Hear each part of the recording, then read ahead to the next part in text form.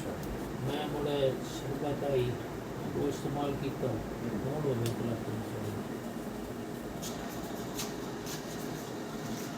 सुबह नाश्ते के बाद ना दो चम्मच खाएंगे